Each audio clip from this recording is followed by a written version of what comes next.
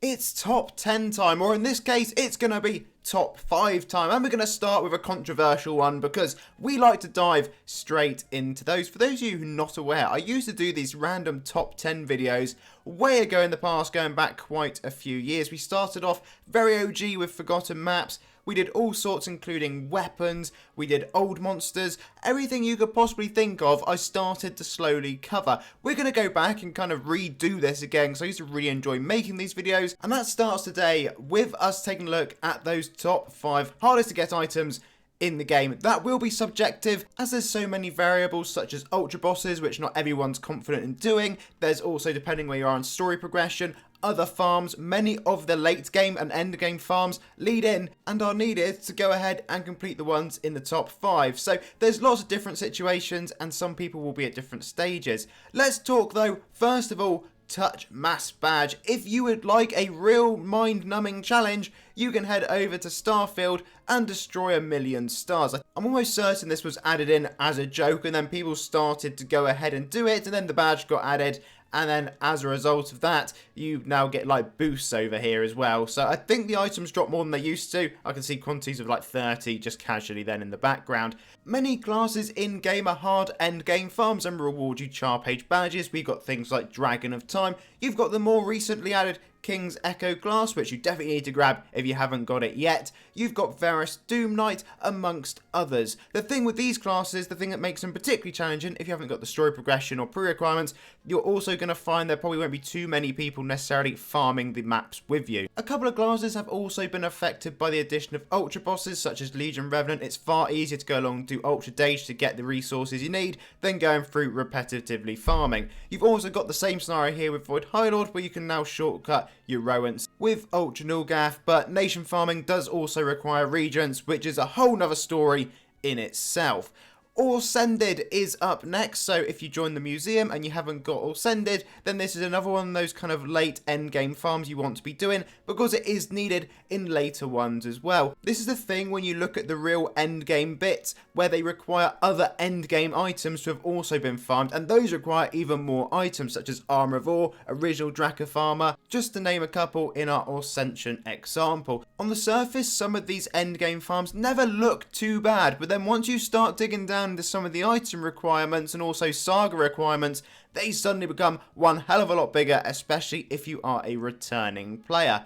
But that's not all though of these sort of later endgame ones. We've got a couple others that I just really wanted to mention while we're here. Blinding Light of Destiny and Sepulture's Doom Knight armor, both over at Necropolis, and both require some pretty repetitive farming. Back in the day, these items were pretty pinnacle. They have now, though, been overshadowed by a variety of other farms, and we'll touch on some of those very soon. However, some of these are a bit more group activity focused. Great Blade of the Entwined Eclipse is one of those examples. If you do not have a group or a bunch of friends on AdventureQuest to be able to go along and try and run these dungeons, then you're probably in public lobbies, and communication there can get a little bit hectic. It is a 51% damage boosting weapon. The dungeons themselves, whilst they are a challenge, you will slowly learn the mechanics around them, so they're not too bad once you've done it a few times, and that is quite repetitive, so you'll definitely get up to grips with it. We've now gone over to the Forge, and that is to talk about Ravenous. Ravenous is one of those enhancements where if you have got your nation set up and farming pets ready to go, the grind for it isn't that bad in the grand scheme of things, but if you're a player that doesn't, then this could be quite a challenge going through getting your Nulgath resources, which is incredibly repetitive. At joint number 5 is going to be Arcana Invoker, but specifically the non-ultra method. Then the length and difficulty of this farm is right up there, just because the sheer amount of items you need to get. With the addition of potentially finding yourself in empty rooms and needing to solo a lot of bosses, and potentially for lower drop rate items, it can become quite a sticky situation. However, if you do decide to do the Ultra version, then this farm is nowhere near as bad, but you do have to be able to defeat Ultra Dark or Ultra Drago, which again requires a bit of teamwork. And that is probably a bit of a controversial one, especially when we start at number 5 with the Necrotic Sword of Doom variants. We're tackling this from the angle of a free player, and yes, there are dailies. If you're a member, you can get your Necrotic Sword of Doom pretty quickly in a matter of 50 days just by doing a daily quest. Well, you have to do both daily quests together.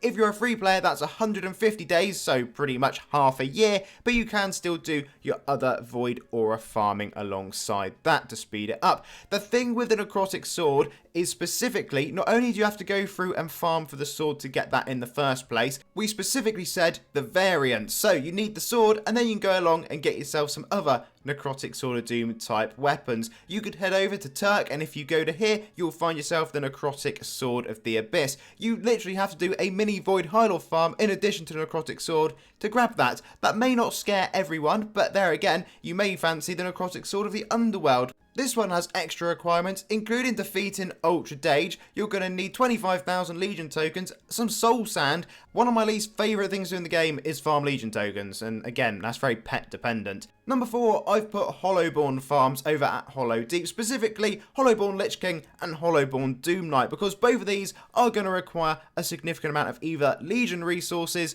or, as you can see from the Doom Knight, a load of pre-requirements to your farming. The Hollowborn Doom Knight not only needs the necrotic sword of doom, you're also going to need Sepulchre's Doom Knight armor as well. So 2 other farms you've got to plug into this one to then be able to go through and do some pre-repetitive Hollowborn farming, which used to tie me in knots doing these quests. They're not so bad now I've got my head around them, but it does look like there's also a 5th one on the way, which is exciting. We'll see what that one will be. Okay, number 3, Lubina Elementi. We all knew this one was going to appear at some point. Also known as the Archmage bonus quest. Not only have you gone through and completed Archmage, which I know some people really do not enjoy doing, you've got to stack yourself up another 2,500 elemental bindings, another 2,000 prismatic seams, not to mention they've also stuck Elysium and Valiant's Forge enhancements as requirements to be able to turn this quest in. Valiant's alone needs Dragon of Time class, Drac the Eternal, Eternity Blade, Fire Champion's armor, and then Elysium, you also need Ascension, which we spoke about earlier, so you just got to add even more requirements in. To be honest, I was debating just putting this straight at number 2, but then I thought to myself a little bit more about what is more of a challenge, so it's kind of which do you weigh up, and you'll see why, because number 2, and again you may have seen this one coming, is going to be Dauntless, another Forge enhancement, and it is one of those that is incredible once you've got it, but it does have some really nasty requirements attached to it, including the hardest boss in the game. Here are a few of the requirements on screen. So you need a load of Malgor related items, and the one specifically that may send some shivers down your spine is going to be Malgor's Shadow Flame Blade, because if you're looking at the requirements on that, you are going to have to get yourself 20 Malgor insignias. You get them at 5 a time. That means you've got to do Ultra Speaker at least 4 times. There are players out there who are phenomenal at running Ultras, so Speaker is literally a walk in the park. However, for many of us, it is as challenging as challenges can get. Next up is going to be Radiant Goddess of War. Not only yet again are you going to need to defeat Ultra Speaker a load of times, as well as plenty of challenging side requirements as well. So here we go, let's name a few. You are also going to need the Empowered Drac of Armor, you're going to need the Void Beetle Warlord, which requires nation farming. Ascended is a requirement yet again. There is the nation farming that we spoke about, so if you don't have a way of doing that, that could become a little bit of a challenge. There is also going to be various Hollowborn items you need to get, as well as an Ascended Light of Destiny. So as you can see, lots of different farms coming together, lots of different sagas coming together, and it will keep you very, very busy. Anyway, folks, I hope you enjoyed this video. We're going to go through other top 10s. If there's specific ones you want me to do, let me know down below. I've done these videos more than long enough to know not everyone's going to agree with my opinion, so let us know your list down below in the comment section as well. But until next time, have a lovely day, and I'll see you all again for another one incredibly soon.